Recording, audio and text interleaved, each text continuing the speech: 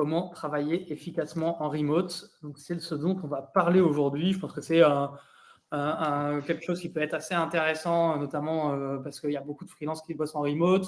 En plus, moi, j'ai aussi pas mal bossé en remote cet été, donc je suis assez intéressé de savoir s'il y a des tips, même pour travailler hors de chez soi pendant les vacances d'été. Et voilà, je pense que ça vous a pas mal intéressé aussi, parce que là, on est plus de 200 à s'être inscrits actuellement. Là, je vois le compteur qui monte, on arrive presque à 100. Donc, merci d'avoir répondu présent, comme d'habitude. Vous êtes toujours assez nombreux, ça fait plaisir. Pour nous parler de ce sujet, j'ai invité 2 intervenants. La première, Aurélia, que vous pouvez voir au milieu, Aurélia Deluca, qui est coach et formatrice en organisation et en productivité. Et Aurélia va nous expliquer comment lutter contre les distractions à la maison et développer son efficacité. Alors, j'ai déjà travaillé avec Aurélia sur un projet de webinaire par le passé et elle m'a envoyé du lourd. Je te mets la pression. Ah, c'est clair. Alors là, de nouveau. Voilà. Salut Aurélia, en tout cas. Et puis, merci d'être là. J'espère que j'ai bien tout dit. C'est super. Écoute, concis, précis. De toute façon, je vais revenir un petit peu sur ma présentation aussi. Donc, c'est très bien. Merci en tout cas. Bonjour à toutes. Je suis trop contente d'être là. Notre deuxième intervenant, Yann Klein. Je sais pas, je n'ai pas vérifié avant. J'espère que je prononce bien ton nom de famille, Yann. C'est parfait. Yann Klein, du coup, qui est chef de projet transverse MOA, MOE et manager de transition.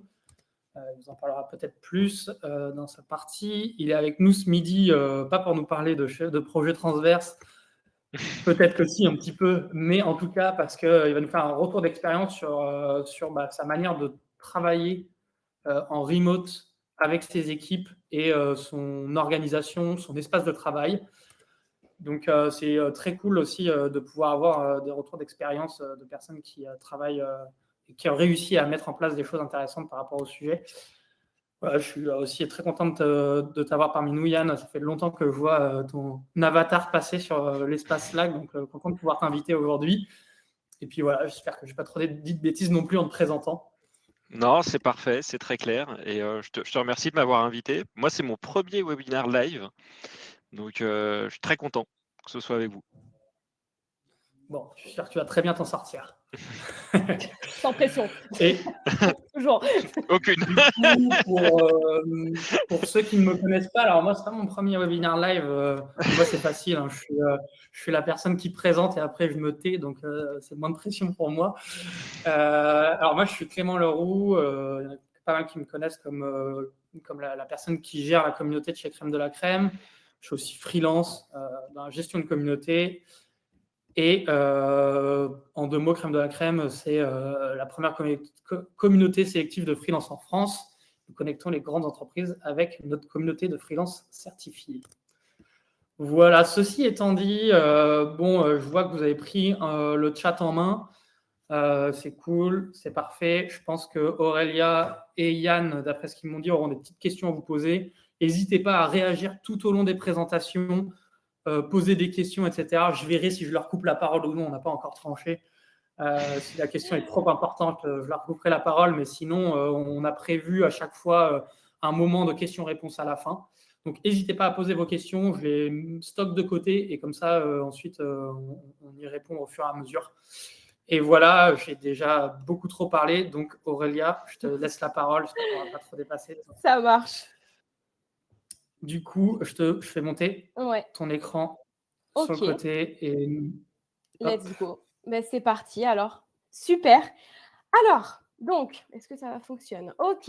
Donc, pour repréciser un petit peu qui je suis et qu'est-ce qui m'anime dans ma vie pro, donc je suis solopreneur. Donc, c'est important de le dire forcément parce qu'on est des freelances, on est aussi là pour parler de télétravail, de travailler chez soi. Donc, voilà, c'est une activité que j'ai montée toute seule, donc fondatrice de Break Your Mind. Ma spécialité, comme Clément l'a très bien dit, c'est l'organisation, la gestion du temps. Et donc, je travaille à 90% de chez moi, les 10% restants parce que, voilà, il y en a quand même, parfois j'aime bien changer d'environnement, donc dans des cafés, bibliothèques ou dehors, pas d'espace de coworking parce que ça me rappelle un peu trop l'open space quand j'étais en entreprise et c'est vrai que voilà, c'est quelque chose que j'ai du mal dans un espace dans lequel j'ai du mal à être. C'est pour ça que je vais vous partager aujourd'hui tous mes petits tips. Ma mission, c'est de vous aider à incarner un mode de vie qui est centré sur votre accomplissement grâce à des outils concrets et des expériences qui vont vraiment transformer vos envies et vos rêves en réalité. Donc, il y a vraiment du passage à l'action. Et justement, mon quotidien, c'est quoi? C'est d'accompagner les indépendants, les dirigeants à créer ce système d'organisation qui est un des outils concrets qui soit simple, fluide et durable en respectant son mode de fonctionnement et sa façon d'être. J'insiste sur ce point parce que vous allez le comprendre dans quelques instants. Et donc, ma méthode que j'utilise pour pouvoir accomplir tout ça, c'est la méthode que j'ai créée qui s'appelle OQP. O pour objectif, Q pour qui es-tu et P pour passage à l'action. Donc, l'idée, c'est vraiment de savoir, voilà, quand on sait clairement où on va, quand on sait qui on est, encore une fois, j'insiste sur ce point, c'est important pour pouvoir activer les bons leviers pour s'organiser. Ensuite, puisqu'on a commencé à en parler, côté distraction, c'est important de vous partager quelles sont mes distractions dans ma vie personnelle. Parce que finalement, tout ce qui est un peu là, c'est ce contre quoi je dois lutter, on va dire, quand je travaille. Donc voilà, j'aime danser, la musique, j'aime voyager, aller au resto, cuisiner. Le soleil aussi, rien que le soleil, c'est une distraction. Donc voilà, c'est important. Regarder l'eau, marcher, ce sont des choses qui font partie de mon quotidien. Donc, ma mission aujourd'hui, parce que j'aime bien vous donner une petite mission avec une bonne intention à la fin de ce webinaire, c'est de repartir avec des habitudes qui vont être simples à mettre en place pour travailler de façon plus stratégique et plus efficace quand on est à la maison. Donc, pour ce faire, finalement, pour rester dans cette thématique de télétravail, comment on fait? Eh bien, je vais vous proposer 2 habitudes. Comment lutter contre la distraction? Parce que c'est bien souvent ce qui revient le plus et ce qui est le plus difficile quand on travaille de chez soi. Je sais que certains, voilà, là, avec les beaux jours qui reviennent, préfèrent être sur leur véranda ou en terrasse plutôt que travailler. Alors, c'est très bien, mais il faut savoir se reconcentrer. Et l'habitude numéro 2, c'est comment on développe un sentiment d'efficacité personnelle. Alors, première question que j'ai pour vous, pour savoir si vous êtes toujours là. Justement, des situations où on est distrait. C'est quoi? À quel moment vous êtes distrait? Par quoi vous êtes distrait? Dites-le moi dans le chat, si ça fonctionne toujours. Ok, mon chat, ouais. Qu'est-ce qui vous distrait? Ouais, le téléphone, la messagerie. Ok, jardiner, bonne distraction, téléphone, tâches ménagères, ok, LinkedIn. Ouais, c'est ça. En fait, on a 2 types finalement de distractions. Le frigo, ouais, l'envie d'être à l'extérieur. Vous voyez, je disais, le soleil, moi, c'est pareil.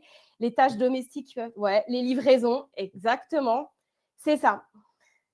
Les enfants, en fait, des distractions, il y en a finalement de toutes sortes. Il y a tout le côté finalement qui va être externe entre les téléphones, les notifications, la messagerie, quelqu'un qui vient sonner à la porte, le colis qui effectivement arrive, quelqu'un qui entre sans prévenir, le chocolat posé, voilà, il y a la télé, il y a plein de choses qui peuvent nous distraire. Et il y a aussi un élément que je n'ai pas vu passer, mais il y a aussi les distractions finalement internes. Parfois, même nos propres pensées peuvent être des parasites et des sources de distraction. Parfois, même sans rien, même si on fait tout bien, parfois, on se dit « Ah, mais attends, je devais faire ça ou alors non. » Enfin, voilà, on peut aussi s'auto-saboter, j'ai envie de dire. Donc, c'est ça. Il y a vraiment 2 sources de distraction. Il faut en prendre conscience. C'est déjà la première étape, les distractions externes et les distractions internes. Maintenant, une fois que vous avez compris qu'il y a tout ça qui vous distrait, il y a quand même 2 chiffres que je voudrais vous partager aujourd'hui. Le premier, 23 minutes. Est-ce que vous avez une idée de ce à quoi ça peut correspondre? Est-ce que vous avez une idée? 23 minutes, ça pourrait être quoi? Et 8 secondes. Personne n'a d'idée? Allez, soyez pas timide. Pour se reconcentrer. Alors, effectivement, il y a des bonnes travail efficace dans 1 heure, le temps d'attention max, capacité de concentration. Alors, je ne vais pas laisser plus de suspense parce qu'on doit avancer. 23 minutes, en fait, c'est la moyenne. C'est le temps qu'il faut pour se remettre à travailler pleinement, à remobiliser au maximum toutes ces capacités qu'on avait avant d'avoir été déconcentré. Donc, en fait, imaginez, voilà, par exemple, on est à fond dans un sujet, puis quelqu'un vient nous déranger, une notification. Bah voilà, c'est une moyenne. Ça peut être plus rapide, ça peut être plus long, mais en fait, se reconcentrer, remobiliser clairement, enfin, le temps qu'il fallait avant de se dire, bon, bah voilà, là, je suis à fond et tout ça, 23 minutes. Donc, imaginez juste le temps qu'on peut perdre à chaque fois qu'on est distrait, si on ne contrôle pas ces distractions. Et 8 secondes, c'est effectivement ce qui se dit, c'est moins qu'un poisson rouge, hein, vous tomberez sur des études qui le disent de cette manière-là, mais c'est notre capacité, effectivement, d'attention. Mais moi, je me suis aperçue de ça, c'est-à-dire que parfois, je me mettais à me dire, OK, je me mets à mon bureau, je me concentre, oh là là, j'ai oublié mon verre d'eau. Bah, en fait, c'est exactement ça. Quand j'ai pris conscience en fait, j'allais me poser, j'allais travailler. Il m'a fallu 8 secondes pour me dire, tiens, il faut que je passe aux toilettes, tiens, il faut que je prenne un verre d'eau, tiens, mon carré de chocolat, tiens, mon café. Bah, en fait, 8 secondes. Donc ça, c'est vraiment 2 chiffres qui sont méga, méga importants à retenir parce que ce que je veux voilà, l'information que je veux vous transmettre aujourd'hui, c'est ça. C'est qu'en fait, il y a un temps, OK, où on va être distrait, pardon, quand on est distrait, bah, ça va nécessiter un temps. C'est pareil, hein, le multitâche, on peut aller dans ce sens-là. C'est là où on voit que c'est contre-productif parce que finalement, le cerveau, et là, on va venir un petit peu plus dans les détails, mais il ne peut pas gérer plusieurs choses à la fois, d'accord? Donc, en fait, c'est vraiment ça. Quand on est distrait, on a du mal à remobiliser ces efforts qu'on avait mis avant d'être distrait. Donc, voilà, c'est comme ça qu'on… Déjà, prendre conscience de ça, bah, ça vous permettra de ne pas perdre du temps. Donc, justement, là, ce que je vous partage dans cette diapositive, alors pour vous dire un petit peu, je vous parlais au début que j'avais une forte appétence, en tout cas une forte envie pour comprendre le mode de fonctionnement, pour développer un système d'organisation qui nous convienne, finalement pour avoir le mode de vie qu'on souhaite avoir pour nous accomplir. Et en fait, pour ça, dans ce mode de fonctionnement, bah, j'avais envie de comprendre comment le cerveau, il se comporte, comment il fonctionne, pour pouvoir justement agir de la bonne façon. Et en fait, je me suis formée, là, je suis en train d'ailleurs de finaliser une formation d'1 an sur les neurosciences avec un institut qui s'appelle l'Arche. Et justement, le module de l'attention m'a permis de mettre des mots sur nos facultés à nous concentrer. Et en fait, ça, pareil, hein, ça peut paraître… En fait, on va se dire, comment on se concentre, comment on est efficace quand on est en télétravail, mais juste si vous arrivez à bien comprendre comment ça se passe dans votre cerveau, bah, vous avez bien compris comment vous, après, pourrez mettre en place les bonnes techniques. Et ça, je vais y venir après. Mais donc, déjà, première chose, l'attention, en tout cas, se concentrer. En fait, se concentrer, c'est résister aux distractions. Mais il faut comprendre aussi une chose, c'est que les distractions, c'est le mode par défaut de notre cerveau. C'est-à-dire que c'est ce qui va nous permettre de rentrer un peu dans un mode survie. Pour vous donner une anecdote, là, la semaine dernière, j'étais en congé et à un moment donné, bon, moi j'ai souvent peur de tout, c'est vrai, mais il s'est avéré que j'étais en train de regarder mon guide de voyage pour savoir ce que j'allais faire, donc j'étais quand même dans une tâche un peu concentrée. Néanmoins, à un moment donné, il y a un bruit qui arrivait derrière moi et comme j'ai eu peur, hein, c'était un lézard. Sauf qu'en fait, ce truc-là, c'est que, ok, j'ai eu peur du lézard, mais en fait, il y avait un serpent qui est venu juste derrière le lézard. Donc, quelque part, le fait d'avoir été distraite aussi à ce moment-là, en fait, c'est finalement ce mode par défaut, cet instinct de survie qui m'a quand même sauvé peut-être d'une piqûre de, de serpent. Mais l'idée, c'est vraiment ça, c'est que c'est pas mal d'être distrait, mais du coup, le but, quand on travaille de chez soi, c'est finalement de contrôler tout ça. Et ce qu'il faut savoir avec l'attention, c'est qu'elle est quand même sélective. OK, donc ça implique toujours un choix. Quand vous décidez de travailler sur une tâche, bah oui, vous renoncez à quelque chose d'autre. Mais voilà, c'est comme ça que vous allez aussi être plus efficace. Mais ça, il faut bien comprendre. L'attention est sélective. Comment gérer les crises d'angoisse? Alors, ça, je vais peut-être y venir après. J'avance sur ça. Ensuite, l'attention, elle est attirée par tout ce qui est saillant. Donc ça, pareil, c'est important à le comprendre parce que finalement, tout ce qui va attirer notre regard, bah, c'est ce qui va nous sortir de cet état d'attention. Donc là, vous commencez déjà à comprendre quand il y a le téléphone qui est là, quand il y a les notifications qui font toute une pop-up. Voilà, en fait, c'est votre regard va être attiré et en fait, bah, une des astuces déjà pour contrôler les distractions ou en tout cas contrôler son attention, bah, limiter tout ce qui va solliciter le regard. Le cerveau, il a aussi appris à associer des objets avec des actions automatiques. Donc, pareil, d'avoir le téléphone à côté, souvent, c'est un réflexe qui est devenu automatique. Vous avez du chocolat, de la nourriture tout autour de vous, pareil, ça peut être un automatisme. Un verre, un automatisme. Donc, en fait, le but, il est là, c'est de se créer le bon environnement. J'anticipe un peu, mais comme ça, vous comprenez le fonctionnement pour justement éviter ce type de comportement automatique qui peuvent nous faire sortir de cet état-là de concentration. Donc, comme je vous disais, le multitâche, ça mène à la distraction et à la charge mentale. Donc, finalement, ce qui se passe, c'est qu'on n'est pas en plus, ce qu'il faut comprendre, c'est qu'on n'est pas forcément concentré sur un objet, mais sur une action, l'action de faire quelque chose. C'est ça, en fait, le principal objet de votre concentration. Et finalement, des techniques pour apprendre à se concentrer, il y en a plein. Et finalement, moi, c'est ça, ça a été un peu magique quand j'ai fait cette formation, de comprendre ça. Il y a juste 3 ingrédients qui sont nécessaires quand vous vous mettez à travailler de chez vous, mais après, ça peut être finalement un peu partout. On se disait travailler dans un autre endroit. C'est pareil. Finalement, c'est comme ça qu'on est efficace et ça, forcément, on peut plus se préserver, on peut plus le faire aussi, finalement, quand on est chez soi, quand on n'est pas parasité par le reste. Et ces 3 choses qu'il nous faut, c'est en fait la perception. C'est quoi? Qu'est-ce que vous devez faire? C'est quoi la tâche à faire? Par exemple, quand j'ai préparé ces slides-là, ma perception, c'était les slides. Qu'est-ce que je devais faire? Ces diapositives. Ensuite, ils mettent vraiment une intention. Une intention, c'est vraiment ce qui va être le processus, qu'est-ce qui va vous guider, c'est quoi l'état d'esprit qui, du coup, va vous permettre de fixer des objectifs. Donc moi, finalement, mon intention, elle était claire. Elle était de vous délivrer en une quinzaine de slides ce que je pouvais sur comment être efficace en télétravail, notamment sur cet enjeu de la concentration. Et puis, mon autre intention, c'était de finir ces slides avant mon départ en congé. Donc, quelque part, cette intention-là m'a fait finalement en entonnoir mettre un plan d'action clair dans ma manière d'agir. J'ai mis mon minuteur, j'ai lancé le truc, je me suis isolée du bruit. J'étais vraiment focus pour pouvoir être efficace à ce moment-là. Donc finalement, c'est ça, la perception, l'intention et la manière d'agir. Pardon, je suis revenue en arrière. Et justement, donc les solutions pour créer un environnement favorable à la concentration, en fait, c'est de se conditionner. Ça, quand on dit comment je peux être efficace quand je suis en télétravail, comment je peux éviter d'être distrait, en fait, on va se conditionner.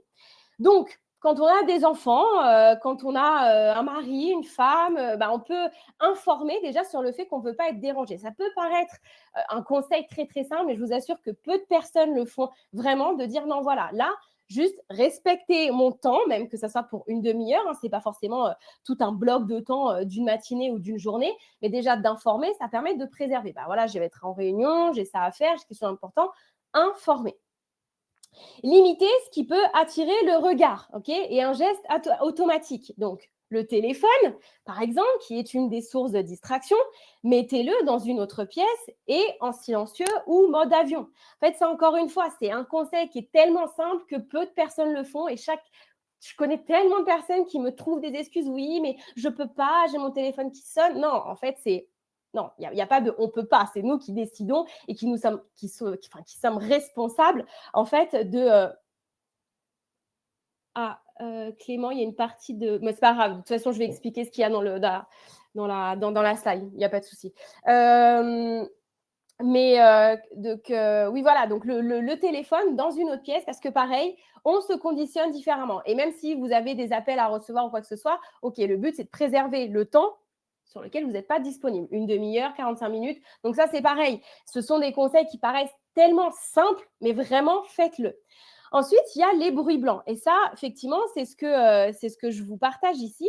Les bruits blancs, en fait, les bruits blancs, c'est un son finalement qui est sur le même rythme et qui va permettre en tout cas, ça peut être une idée. Moi, je les utilise beaucoup pour créer un environnement de concentration, un petit peu être dans sa bulle. Donc, un bruit blanc, c'est un son qui se répète, un bruit de vague, un bruit d'oiseau. Voilà, pas quelque chose de dynamique qui va avoir des ruptures de son, enfin voilà, des différents types de rythmes, mais le même son. Donc, vous tapez bruit blanc sur YouTube, il y a les playlists qui vont vous sortir. Par exemple, là, celle-là, c'est un bruit genre d'espace. Alors, ça peut ne pas plaire, faut s'habituer, mais ça, c'est un bruit d'espace qui fait comme ça.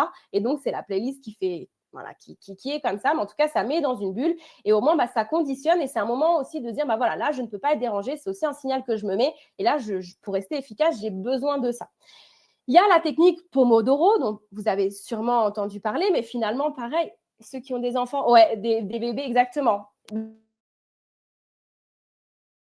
Pareil, souvent avoir des bruits blancs pour enfants, pour dormir, ce genre de choses. Mais voilà, mais ça fonctionne très, très bien pour aussi vraiment créer ce conditionnement et cet environnement qui est très, très important, encore plus quand on est en télétravail. Mais même quand on est au bureau ou dans un open space, ça marche aussi. Je sais que quand je travaillais dans l'entreprise, c'était voilà, le moment où je me disais, voilà, je dois travailler efficacement, je ne veux pas qu'on me dérange, donc j'ai besoin de créer cet environnement. La technique Pomodoro, finalement, elle rejoint ce qu'on a vu avant, la perception, l'intention, la manière d'agir, c'est exactement ça. Pareil, sur YouTube, vous trouverez des playlists Pomodoro. Alors moi, il y en a une que j'aime bien, c'était Harry Potter, il y a des fonds de Harry Potter. En tout cas, ça défile automatiquement, des sessions de 25 minutes entrecoupées de pauses de 5 minutes. Alors après, encore une fois, ça peut ne pas plaire. En tout cas, l'idée, ce que je vous partage aujourd'hui, c'est de se dire que voilà, créez-vous l'environnement qui est important pour vous. Faites-vous un rituel de travail pour pouvoir être efficace, encore plus en télétravail, parce qu'on peut avoir plus de possibilités de faire des choses. Par exemple, je sais que moi, je mets mes huiles essentielles, j'ai mon petit truc, mon café. Enfin voilà, je me fais vraiment cette bulle-là d'efficacité au travail. Voilà, une cheminée. Mais ouais, voilà, il y a plein de bruits blancs qui peuvent en tout cas vous aider. Et donc aussi, ce qui peut être intéressant, voilà, si vous variez aussi les types d'endroits, un type de tâche égale un environnement. Par exemple, quand on veut réfléchir sur des tâches, parfois, je ne sais pas, du contenu ou alors brainstormer sur un prochain lancement, parfois se mettre dans une bulle. Mais dans un café, par exemple, c'est différent et ça vous casse aussi le schéma de travail classique qu'on peut avoir aussi chez soi. Ouais, un petit rituel. Alors, Anne, tu parles de rituel. Tu veux savoir quoi? C'est quoi la question avec un rituel? Donc voilà. Ça, j'attends si tu veux me répondre. En tout cas, et adopter aussi une bonne posture. En étant chez soi, mais après, un rituel, une routine de travail. Alors, il y a plusieurs choses. Il y a vraiment le côté création d'environnement, enfin voilà, de se dire, oui, une routine. Par exemple, comme je vous dis, moi, ma routine pour me concentrer, me mettre à me travailler, j'allume ma bougie, je prends mon café, j'ai mon téléphone de l'autre côté. Ça peut être une routine de travail, enfin, effectivement, mais ce conditionnement, boum, je mets mes bruits blancs, je mets mon minuteur pour lancer ma tâche. Et en fait, ça me fait ce petit rituel parce que finalement, c'est quelque chose que je fais de façon automatique, mais encore plus quand on est chez soi, quoi. Enfin, je veux dire, sa routine, ok, j'informe, si j'ai une porte, je ferme ma porte, ou alors même petite astuce que j'utilisais quand j'avais pas encore de bureau chez moi, en fait, même le fait d'avoir ma table à manger, enfin ma table de salon, quoi, avec plusieurs chaises, il y avait une chaise que j'utilisais pour manger et la chaise que j'utilisais pour travailler et me conditionner à travailler sur mes tâches. Donc, il y avait quand même ce côté, voilà, cette chaise-là, cet environnement, c'est dédié pour ça. Donc, vraiment, créez-vous cet environnement, cette routine qui va conditionner cette habitude de travail. Et la bonne posture aussi, ça peut être mettre des chaussures au lieu de chaussons. Ça, vraiment, ça peut un conseil qui peut faire sourire. On me l'avait partagé. Et depuis, c'est quelque chose, voilà, quand je dois être efficace. Par exemple, là, je ne suis pas en chaussons. J'ai mis ma paire de chaussures pour me mettre aussi dans un état. Voilà, ça, c'est propre à chacun. Mais en tout cas, je sais que ça m'a beaucoup aidé aussi quand on travaillait de chez soi, se remettre un petit peu. Enfin, c'est vrai, s'habiller, tout ça quand on va quand j'allais au travail, à un moment donné, j'en ai un peu souffert. Je me suis dit, mais j'en ai marre d'être tout le temps en jogging, je vais changer. Et ça aussi, mine de rien, c'est des astuces qui créent encore une fois cette routine, cet environnement pour être plus efficace quand on travaille de chez soi. Alors, Et la deuxième habitude que je voulais vous partager, et j'arrive bientôt à la fin de ma présentation, justement, en fait, il faut aussi suivre, quand on est chez soi, il faut quand même avoir un plan, il faut apprendre et progresser. Mais ça, c'est un conseil qui s'applique finalement, qui est vraiment propre à l'organisation, hein, et c'est le système qu'on se crée et qui est valable finalement, que l'on soit en télétravail, que l'on soit dans un espace de coworking, que l'on soit au bureau. Enfin voilà, l'idée, c'est vraiment de garder ça encore une fois. Et les techniques que je vous propose aujourd'hui, même si je vous en ai déjà parlé, c'est de préparer votre environnement. Ok, hein, donc on va revenir un petit peu sur les routines de travail, hein, mais planifier, prioriser, bon, c'est pas le sujet du jour, néanmoins, ça fait quand même partie de tout ça, hein, parce que quand on veut être efficace, si on n'a pas de plan, si on ne sait pas ce qu'on doit faire à la fin de notre journée, à la fin de notre semaine, c'est aussi compliqué de passer à l'action. Donc tout ça, le travail efficace en remote, ça y joue aussi. Ok, je vous en parlais d'espace physique, un espace, votre bureau, il faut qu'il soit le plus épuré possible. Maintenant, vous avez compris pourquoi, pour éviter tout ce qui attire votre regard. La préparation physique, même sur soi, comme je vous le disais, c'est aussi important. Être bien installé, mais ça, Yann va en parler après, donc je ne vais pas aller sur ça. Et donc, du coup, c'est ça, à préparer votre environnement pour limiter la distraction, contrôler votre attention. Et puis après, il y a aussi le côté, parfois, on a du mal à s'y mettre parce que justement, la distraction est trop grande. Donc, on peut se conditionner autrement on commence par 5 minutes et finalement, c'est l'action qui va amener à la motivation et le fait de faire les choses. Et puis, quand on est chez soi, et ça, c'est quelque chose que je ne faisais pas quand j'étais salariée en entreprise, mais par contre, suivre vos progrès quand on est entrepreneur, c'est aussi très, très, très intéressant. Donc, voilà, qu'est-ce que vous avez fait à la fin de votre journée, comment vous avez avancé à la fin de votre semaine, à la fin du mois. Bon, ça, c'est la notion de bilan qui est une pratique que j'adore et que je vous recommande d'intégrer dans votre système. Mais l'idée, c'est ça, c'est aussi d'être sûr d'avancer, de garder le cap parce que vous allez vers vos objectifs. Et même quand on travaille de chez soi, c'est important en fait, d'avoir ce shoot aussi d'adrénaline, de savoir qu'on avance bien. Alors, comment prioriser entre le plus important et le plus urgent ? Je ne vais pas pouvoir y répondre aujourd'hui, en tout cas en détail. Ce que je peux te dire, c'est que le côté priorisation, déjà, il faut raisonner en termes d'impact. Déjà changer l'angle de vue et de dire, OK, c'est quoi le plus d'impact ? Qu'est-ce qui a le plus d'impact dans le développement de ton activité ? OK, déjà, raisonner de cette façon-là. Ce n'est pas le sujet du jour, le côté priorisation. Donc, je ne peux pas détailler plus que ça. Mais si tu veux, on pourra en rediscuter. Tu peux m'écrire. Je serai ravie de répondre à ta question. Et du coup, la dernière technique, pour travailler aussi le côté récompense quelque part quand on est chez soi, ou même pas que quand on est chez soi d'ailleurs, mais c'est important de s'aérer aussi pour stimuler la créativité quand on bloque parfois sur des sujets. Moi, c'est quelque chose que je faisais peut-être moins avant, que je le fais depuis que j'ai lancé mon activité et qui m'aide énormément. Donc, le côté aussi récompense, de dire, voilà, je travaille à fond dans toute cette bulle-là et puis après, je m'autorise d'aller chercher mon petit bout de chocolat ou ce genre de petites choses. Donc, faire des pauses, c'est aussi très important et prenez-le en compte pour rester efficace, même quand on télétravaille, hein, parce que souvent, c'est ça, oui, mais je n'arrive pas à mettre de limites entre le pro, le perso, je n'arrive pas à faire de pause. Si, l'intention, rappelez-vous aussi ce qu'on se disait, c'est aussi ça, faites des pauses. C'est comme ça que vous serez beaucoup plus efficace. Voilà, donc moi, j'en ai terminé. Je pense qu'on est dans les temps, Clément. Alors, ouais, non, je vais pas te couper la parole, mais oui, on est pas mal. Encore une fois, j'avais fait une grosse intro, donc. Ok, bon, j'en ai fini pour résumer. Voilà, comment on fait pour être efficace et les outils et les conseils que j'ai pu partager aujourd'hui, c'est ça. Comment on lutte contre la distraction ? Maintenant, vous avez compris qu'il vous faut quelque chose pour être attentif. Quelle est l'intention et le plan d'action ? Conditionnez-vous les bruits blancs, la technique Pomodoro. Votre posture, limitez ce qui peut favoriser votre regard, parce que c'est comme ça qu'on est efficace. Et puis voilà, donc comme je vous disais, créez-vous ce bon environnement, ce rituel, progressez, faites des pauses et passez à l'action. Et voilà, comme ça déjà, de mettre tout ça en place et le fait de créer des routines, c'est ce qui rend aussi plus serein. Voilà. Merci Aurélia, c'est top. Il y avait deux petites questions sur lesquelles je pense que vous avez peut-être vu passer, mais vu qu'il y en a deux, j'aimerais bien quand même qu'on puisse voir si tu peux y répondre. Il y avait Anne qui nous demandait comment gérer les crises d'angoisse dues à l'ennui au télétravail. Tu m'avais dit que tu allais. Alors, l'ennui. Est-ce que tu as des pistes à lui proposer? Alors, l'ennui au télétravail. Alors du coup, c'est difficile de répondre comme ça parce que l'ennui est dû à quoi? Parce qu'après ce qui peut enfin voilà, l'ennui ça va être dû à quoi? C'est quoi le travail que tu es en train de faire aussi? Quel est le type de tâche? À quel moment? Est-ce que c'est plus de l'ennui? Est-ce que c'est de la procrastination? En fait, c'est difficile, de répondre, comme ça sans avoir tout le contexte derrière, hein, parce qu'en fait déjà la question c'est qu'est-ce qui t'ennuie? Est-ce que le télétravail, c'est le fait de travailler chez soi aussi? Est-ce que c'est ailleurs? Est-ce qu'il y a la possibilité de... C'est voilà, la personne qui a posé cette question, faudrait me donner quelque part plus de détails parce que ça reste difficile à répondre sur gérer l'angoisse de l'ennui. Il y a plusieurs choses.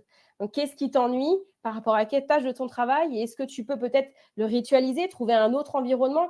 Et voilà, il y a tout ça qui peut rentrer en compte. Donc, c'est pas facile de répondre à cette question sans avoir tout le détail. J'espère y Oui, avoir oui, répondu un petit peu. c'est sûr. On n'a pas. Est-ce que c'est vraiment aussi le télétravail qui crée C'est l'angoisse pour ou ça. En fait, est-ce que c'est vraiment le télétravail ou est-ce que c'est le travail en lui-même, en fait? Est-ce que c'est le contexte qui ne va pas? Est-ce que c'est la façon de faire? Est-ce que c'est voilà, le mode de fonctionnement, l'état d'esprit? Parce que du coup, ça génère voilà, des sentiments plutôt désagréables. Donc, je pense qu'il y a quelque chose derrière tout ça, peut-être qui est plus important que le télétravail. Peut-être, je ne sais pas. En tout cas, voilà, c'est difficile d'apporter une réponse plus précise que ça. Ok. Si la personne est encore là, je serais ravie de pouvoir en discuter après le webinaire. Mais voilà, en tout cas, si c'est l'ennui, posez-vous la question sur le travail en lui-même déjà. Ok, bah, merci pour cette réponse. Bon, en tout cas, Anne, tu auras compris, tu peux toujours envoyer un petit message en Oui, arrière oui, si oui. besoin. Et il y avait Deuxième une question deuxième qui est question? de Guillaume. Trop faire de rituels ne risque pas de déstabiliser le jour où l'un d'eux n'est pas possible? Et en fait, c'est assez marrant parce que je me posais la même question quand on parlait sur notamment là, moi par exemple, j'ai quand même pas mal vadrouillé cet été, Ouais. comme je disais, chez mes parents, chez de la famille, etc., dans des endroits qui sont un petit peu plus cool que Paris Mm. euh, pour l'été. Et donc voilà, là, pour le coup, Guillaume a sa question, mais ça peut être aussi, je pense, être généralisé sur quand on n'est pas chez nous. Voilà. Alors, finalement, la question, c'est de savoir quand tu vas te mettre à travailler quand tu n'es pas chez toi, finalement, regarde, je vais te donner un exemple. Tout à l'heure, je vais aller justement cet après-midi travailler à la bibliothèque, ok, qui est finalement un environnement qui est autre que chez moi. Donc, effectivement, le côté café, le côté bougie, le petit côté rituel que je m'impose, je ne vais pas le faire parce que du coup, à ce moment-là, le contexte, il n'est pas adapté.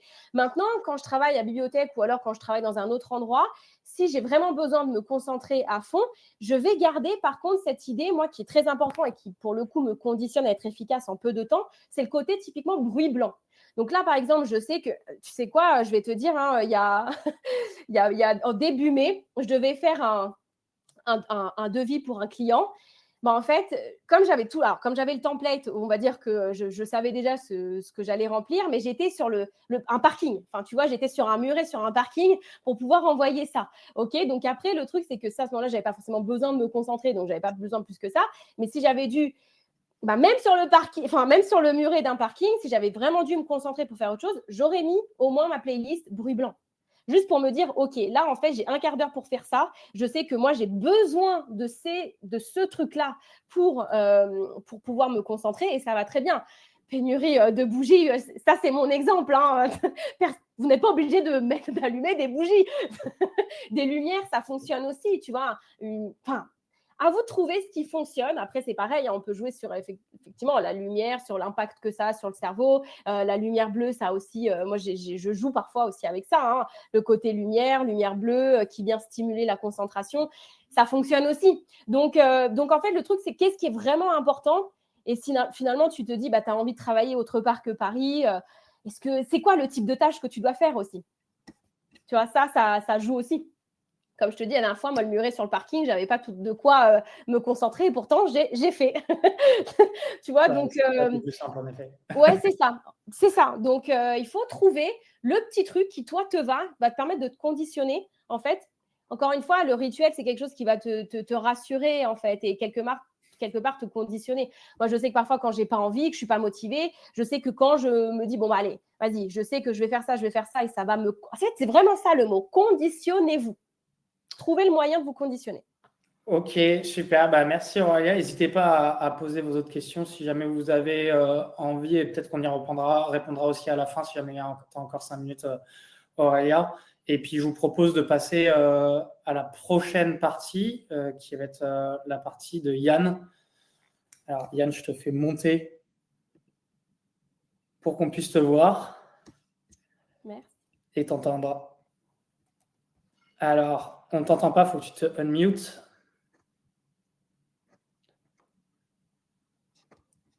Ah, on a perdu Yann, qui avait l'air de s'activer. Ouais, je crois qu'il est à la salle. Ok, bon, bah, les aléas du direct, comme on dit. Ouais, c'est clair. Est-ce qu'on va réussir à retrouver Yann? Ouais, je le voyais, il était en train de marcher. Ça vous spoil un peu, hein, mais c'était une des choses qui était censée vous montrer. Son setup, parce qu'il a mis en place plein de choses. Je sais qu'il a écrit aussi un article sur LinkedIn que j'ai lu il n'y a pas longtemps. Je pense qu'il pourra vous l'envoyer. Ah, il est de retour. Yann, tu es avec nous? Ah oui, est-ce que vous m'entendez? Oui, c'est bon, on t'entend. Oui, génial. Eh ben, écoute, je crois que ça lui a pas plu de me faire monter sur scène. Hein. Ah, bon. Au moment où tu as dit, je te fais rentrer, tout s'est coupé. Bon, je ferai un retour très négatif, contraste, pour leur dire que Oui. c'est pas possible. Alors, ok, hop, alors Yann, je vais partager mon de écran. partager ton écran, et puis bah, nous, comme ça, avec Aurélien, on va se mettre de côté, et Oui. puis on te laisse faire cette présentation. C'est parfait. Là, normalement, je dois partager. Hop, c'est bon. C'est bon. Et nous, je nous mets de côté, Aurélia. Génial.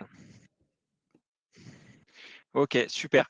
Alors, moi, pour appliquer un peu ce que dit Aurélia, je regarde pas le chat, je l'ai coupé parce que c'est le genre de choses qui me déconcentre énormément d'avoir des petits messages. Je suis tenté de les lire et puis bah forcément, je perds le fil quand je suis en train de causer. Donc, par contre, Clément, n'hésite pas. Si tu vois des questions qui peuvent être intéressantes de répondre tout de suite, tu m'arrêtes et puis bah, j'essaierai de répondre à la question. Pas de problème. Donc moi, je vais vous parler un peu de télétravail, hein, on a bien compris, mais je voudrais faire déjà un petit comparatif des avantages et inconvénients que moi je vois au télétravail. Vous parlez des outils et donc l'environnement matériel et logiciel que j'utilise pour le télétravail ou qui peuvent être utilisés. Et puis parler un peu d'organisation du travail en équipe, parce que ça peut poser problème pour certains. Alors avant tout, pour me présenter très rapidement, donc je m'appelle Yann Klein, je suis chef de projet MOA, je suis aussi manager de transition, je suis un ancien développeur et j'ai plein de passions, mais entre autres, je suis très intéressé par tous les changements qui s'opèrent dans le monde du travail, le future of work, comme on dit. Alors, un petit comparatif des avantages et des inconvénients. Moi, dans les avantages que je vois avec le télétravail, c'est déjà moins de transport, en particulier en région parisienne, mais pas que.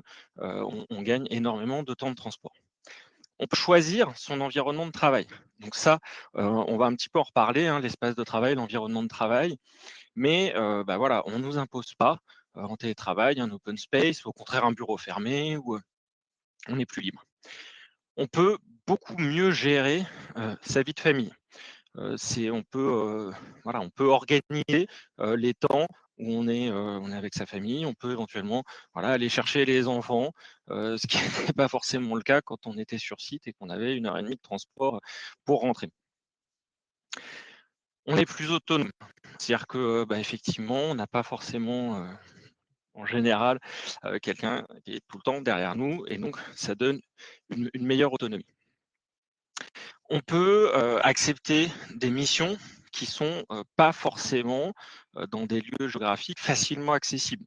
Moi, je suis en région parisienne, j'aurais jamais imaginé pouvoir faire une mission pour un client à Marseille, à Nice ou à Toulouse. Demain, si j'ai l'opportunité, en fait, ça pose aucun problème.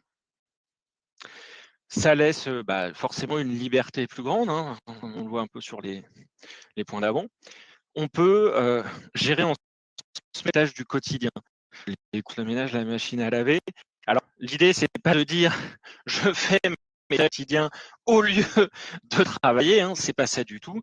Mais effectivement, sur par exemple les temps du midi, aller faire ses courses, c'est au frigo quand on est dans l'entreprise, c'est difficile, alors que quand on est chez soi, c'est beaucoup plus facile. Et donc ça, ça donne pour moi un gain sur la vie perso et sur ensuite les temps à passer sur ses loisirs, avec sa famille, beaucoup plus important. Moi, j'y vois aussi des gains financiers, notamment parce qu'on a moins de frais de transport, on a potentiellement peut-être un peu moins de frais d'habits, de costumes, de maquillage, de coiffeur. Donc on peut peut-être diminuer un petit peu certains de ces frais. Dans les inconvénients, il peut être plus difficile de séparer la vie pro de la vie perso. Et effectivement, on entend beaucoup, ouais, mais bon, moi, je reste connecté jusqu'à 22h, voilà, j'ai du mal à couper. Donc ça, effectivement, ça peut être un inconvénient. On a le manque de socialisation. Donc effectivement, on est chez soi, on ne voit plus personne. On peut avoir une surcharge de travail. Le syndrome de l'imposteur, moi, ce que je vois aussi, c'est effectivement l'impression d'être moins bon. Et ça, le fait d'être tout seul chez soi, d'avoir peut-être moins de retour, moins de reconnaissance, ça peut exacerber ce syndrome de l'imposteur. Ça nécessite d'être organisé, d'être très organisé. C'est pas fait pour tout le monde, ni pour toutes les situations. C'est très difficile de télétravailler avec un bébé à la maison, par exemple. On perd aussi les discussions de la machine café, la communication non verbale et les échanges informels. Alors, ça, c'est un peu tous les inconvénients qu'on peut entendre, qu'on peut voir. Néanmoins, moi, je pense que sur quasiment toutes ces situations, en fait, on peut y remédier. Les discussions à la machine à café, en fait, rien n'empêche en télétravail d'avoir des échanges informels, type de prendre un café avec un collaborateur, avec une autre personne, d'une autre équipe, et dire là, on se prend un temps, on va discuter, on s'appelle, mais on discute et pas forcément de discuter du projet en cours. Et ça, pour en fait l'ensemble quasiment des points négatifs. Le manque de socialisation, en fait, rien n'empêche quand on est en télétravail de sortir de chez soi, de faire des connaissances, d'aller au café, d'aller à la salle de sport, peu importe, hein, à chacun j'allais dire son délire, enfin ce qui lui plaît, mais rien n'empêche de socialiser. Juste, il faut en avoir conscience quand on est en télétravail. Effectivement, on n'a plus cette socialisation qu'on peut retrouver sur site au travail. Et peut-être qu'il faut le compenser par autre chose. Alors, j'essaye d'aller assez vite parce que j'aurais tellement de choses à dire que je pourrais y passer 3 heures. Mais j'enchaîne sur les outils. Les outils, c'est les éléments d'une activité qui n'est qu'un moyen, un instrument. Il faut toujours garder à l'outil, un moyen, un instrument. Ce n'est pas une fin en soi. Néanmoins, l'espace de travail, c'est un ensemble d'outils. Moi, je voudrais savoir un petit peu, vous êtes plutôt quoi sur ces photos ou autre chose? Est-ce que vous êtes plutôt dans un pouf, dans votre cuisine, en coworking, dans votre chambre? Là, pour le coup, je vais mettre un peu le chat pour voir les réponses. Hein.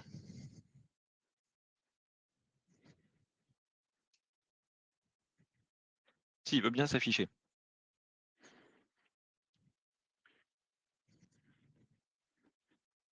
Clément, peut-être, je ne sais pas si toi tu vois les réponses en même temps ou pas. Alors, ouais, il y a je pense que les réponses sont en train d'arriver au fur et à mesure, le temps que les gens écrivent. Il faut un petit décalage.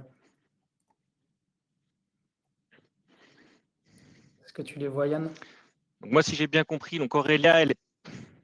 Non, en fait, moi, le chat, il s'affiche et j'ai pas envie de planter le truc, donc je le laisse comme ça. Ok, alors vas-y, je peux te dire ce qui a été écrit. Il y a pas mal de choses. Alors, il y a des gens qui disent coworking, standing desk.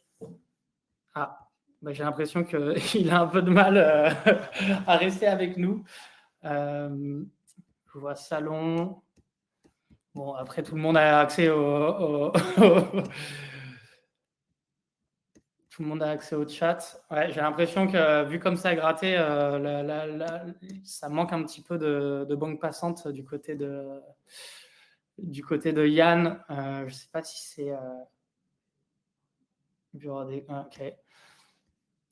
Moi, j'avoue que quand on est dans un petit appart parisien comme moi, c'est pas forcément tous les jours facile d'avoir une pièce dédiée. Bureau à la maison. Ballon parasol. Alors, les gens sont équipés.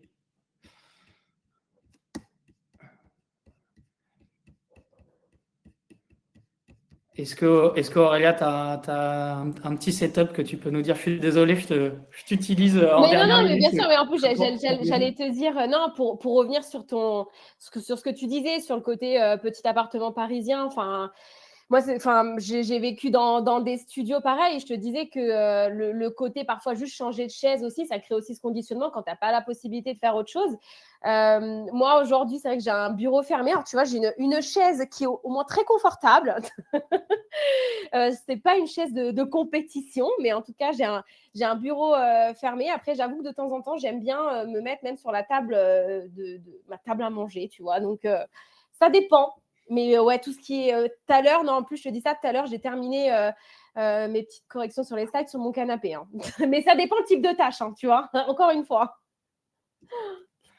Bon, merci Aurélia. Il y a Yann qui nous a rejoint.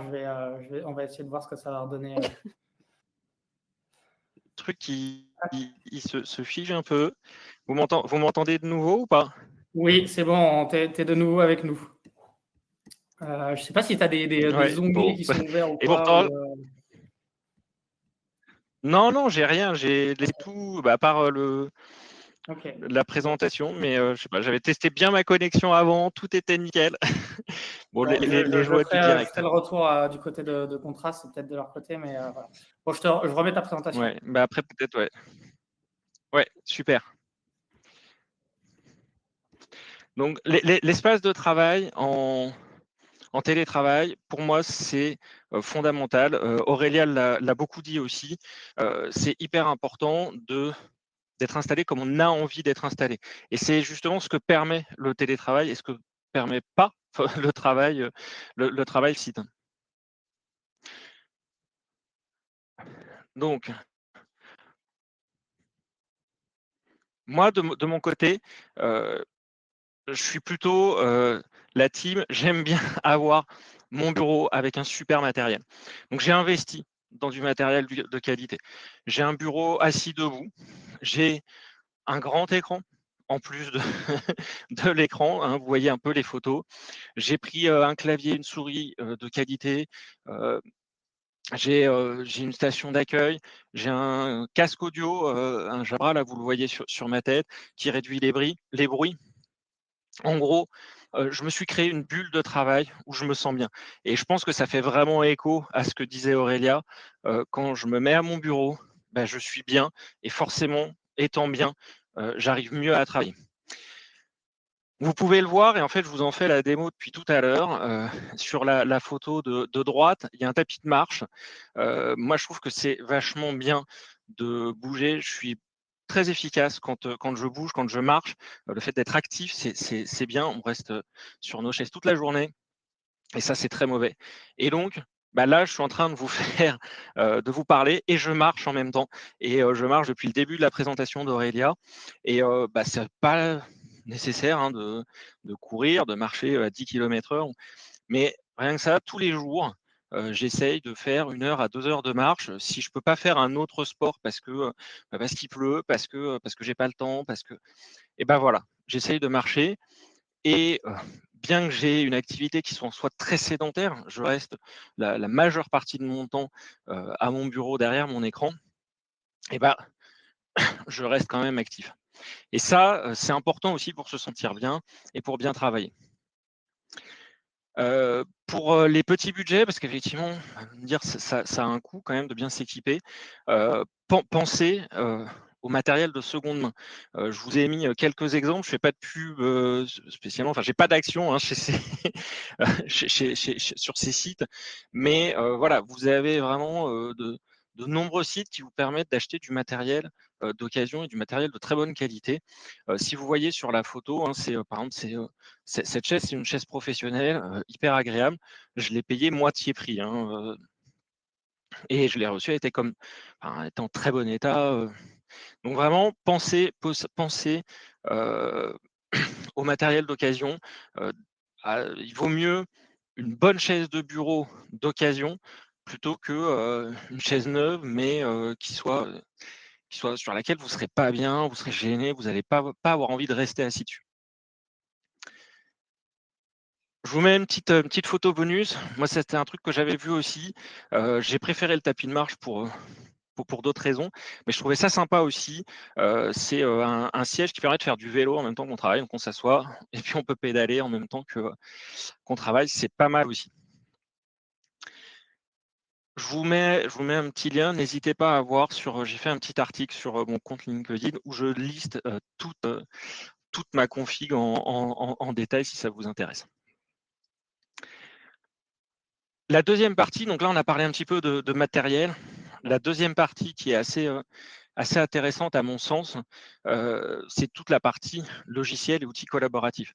Alors je vais aller assez vite, mais vraiment avoir des bons outils, c'est important pour être efficace.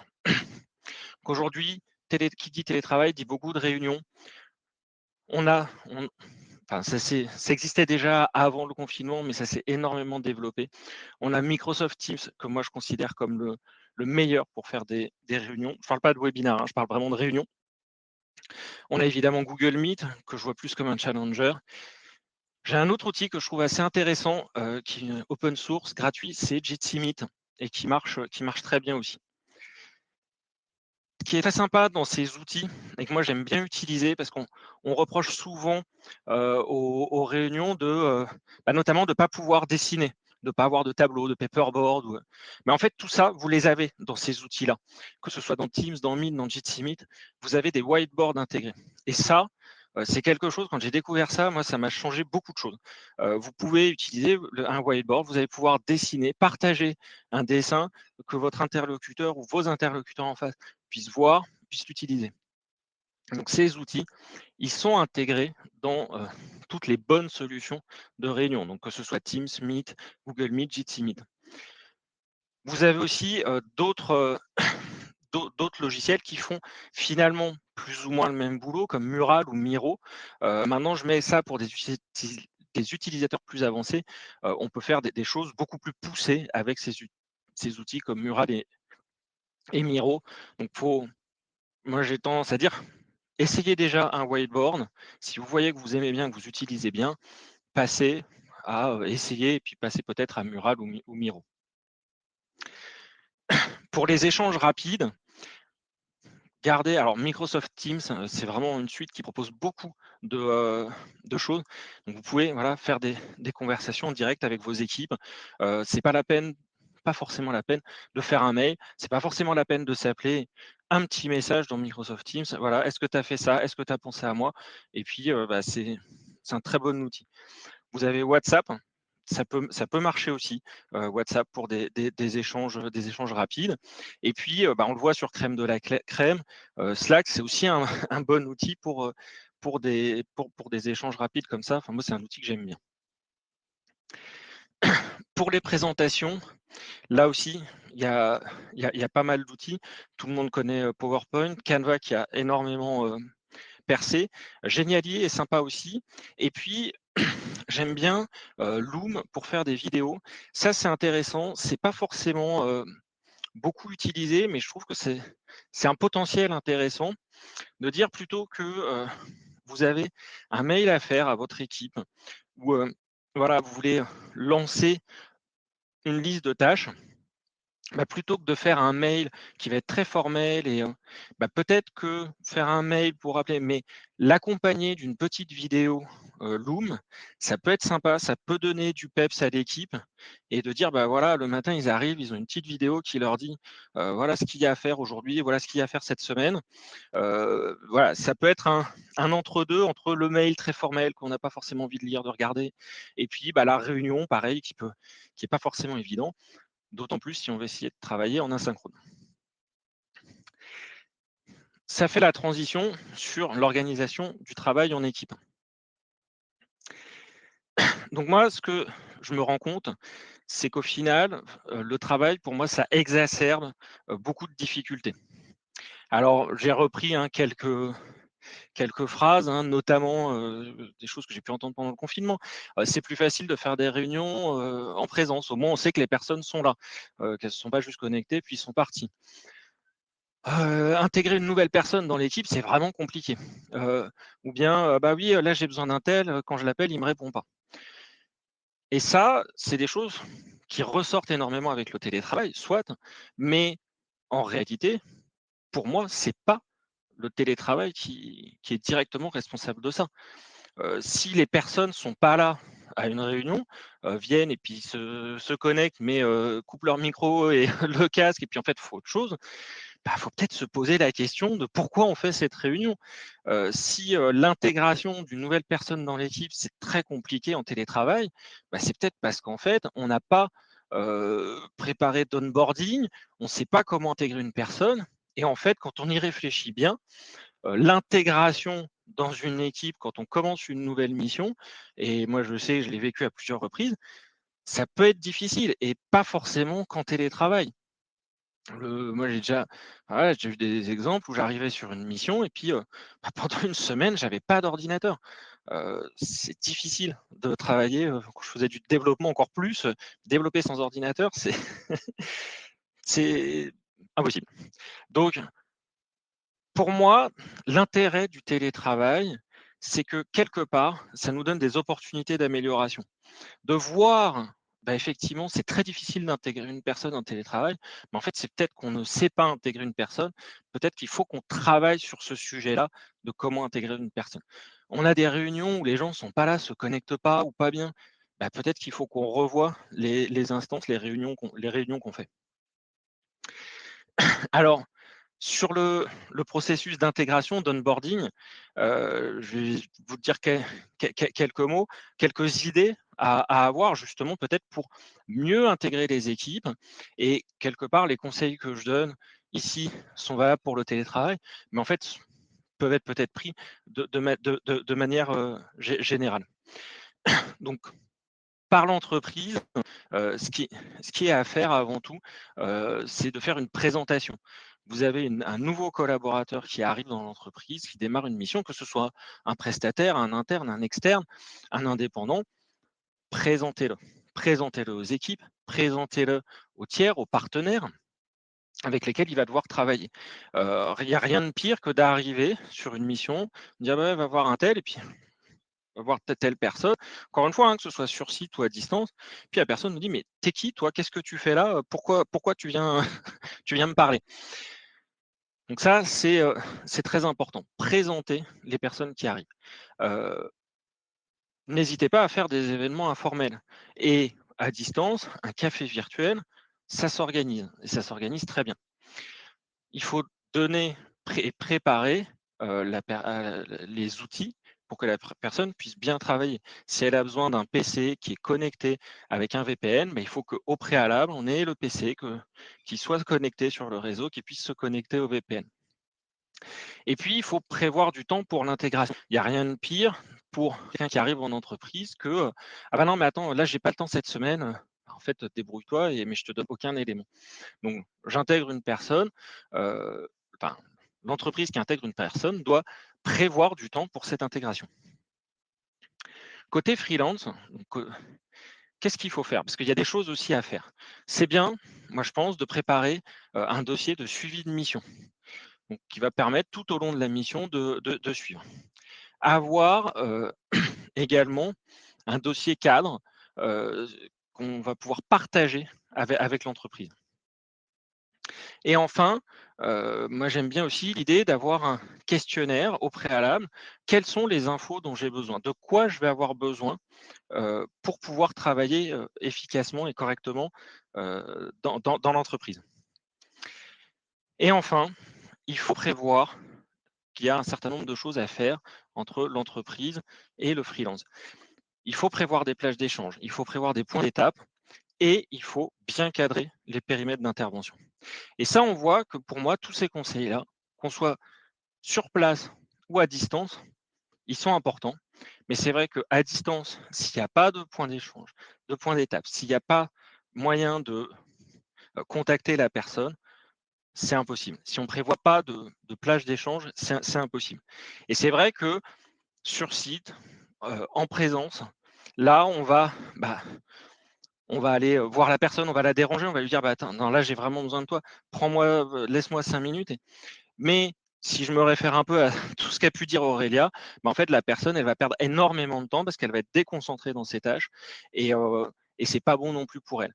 Donc, il vaut mieux prévoir à l'avance de dire, bah, écoute, moi, aujourd'hui, je suis pas disponible dans la journée, mais on prévoit par contre à 4 heures, de 4 à 5, on se prévoit un temps pour échanger.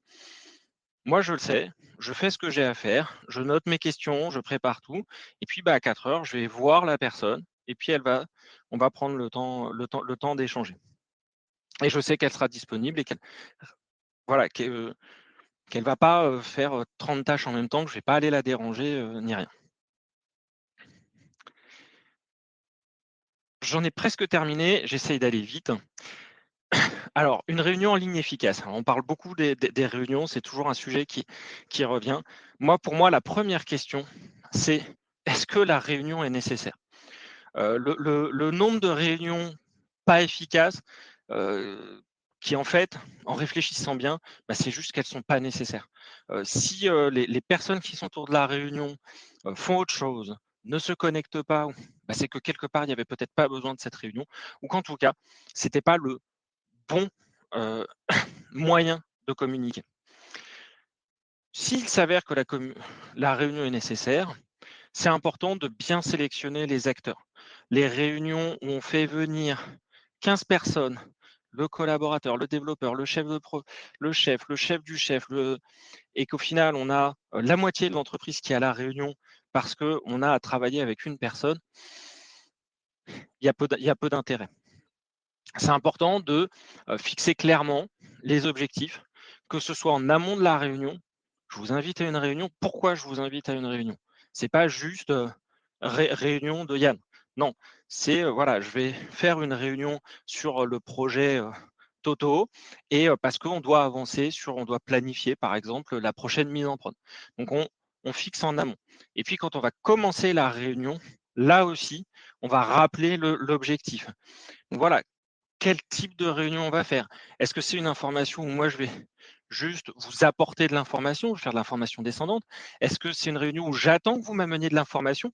Et auquel cas, le fait d'avoir dit clairement les choses en amont fait que la personne peut préparer sa réunion et venir avec des réponses.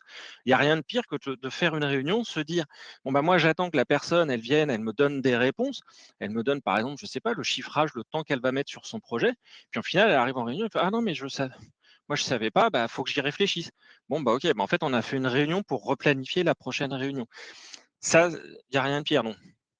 On dit bien quel type de réunion et on voit si on s'est trompé, si on s'est pas compris, on arrête et puis, ça sert à rien de faire une réunion qui, au final, servira à rien. On reste, on dérive pas de l'objectif, hein, on reste sur ce qu'on s'est dit. Si on fait une réunion pour le chiffrage du projet, l'idée, c'est pas de débugger, la dernière fonctionnalité qui a été mise en prod.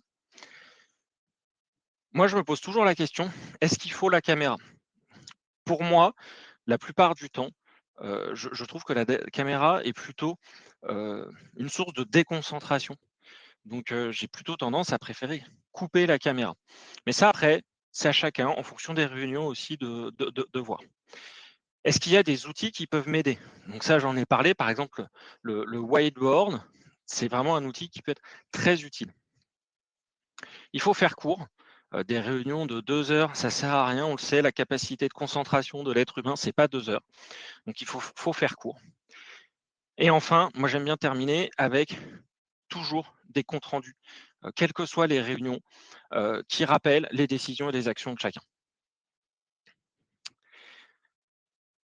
Si la réunion n'est pas nécessaire, comme je l'ai dit, il y a peut-être d'autres pistes à explorer. On parle beaucoup de la communication asynchrone. Donc comment est-ce que je peux communiquer sans faire une réunion? Alors on connaît évidemment les mails, mais comme j'ai dit, par exemple, ça peut être à travers des vidéos, ça peut être à travers des outils, la mise en place de certains outils. On peut aussi faire des échanges qui sont moins formels via une messagerie instantanée. Comme je l'ai dit, hein, il y a des choses, c'est peut-être pas la peine de faire une réunion d'une demi-heure juste pour savoir si le dev sera prêt à temps, par exemple, hein. Donc je terminerai sur un livre. Euh, ce livre s'appelle Remote, c'est le guide indispensable télétravail. Donc c'est c'est les fondateurs de Basecamp qui ont écrit ce livre. Et eux, ils ont une très très bonne expérience du télétravail parce que ça fait plus de 10 ans qu'ils l'ont mis en place dans leur entreprise. Et donc, dans ce livre, il est très facile à lire et il donne plein de petits conseils de ce qui a marché, ce qui n'a pas marché. Ils ont beaucoup testé, ils ont beaucoup essayé. Et moi, je trouve que c'est extrêmement intéressant. C'est un livre qui est très très inspirant. Et puis, je prends une petite phrase que j'ai beaucoup aimée dans ce livre. Un bon télétravailleur est simplement un bon travailleur. Ça, j'aime beaucoup parce qu'en fait, on dit souvent, bah oui, les gens qui sont en télétravail, ils bossent pas. Bah, en fait, souvent, les gens qui veulent pas bosser en télétravail, c'est des gens qui veulent pas bosser tout court. Et en fait, quand ils sont sur site, soit ils sont là, mais est-ce que vraiment ils travaillent? Des gens qui s'assurent que la machine à café marche bien tous les jours alors qu'ils sont développeurs ou, ou chefs de projet. Bon, j'en ai croisé pas mal. Donc voilà. Moi, j'aime bien l'idée que en fait, un bon télétravailleur, c'est juste un bon travailleur. Voilà, je vous remercie. J'ai mis mon adresse mail, mon LinkedIn, si vous voulez me contacter, si vous voulez plus d'échanges qu'on n'a pas le temps de voir dans les questions. Et puis, je mets un petit crédit aussi sur Slides.go. C'est un site que j'aime beaucoup qui propose plein de templates de présentation et c'est assez joli. Moi, je suis une quiche en graphique et je trouve qu'ils font des trucs très beaux. Et ce template que je vous ai présenté vient de ce site.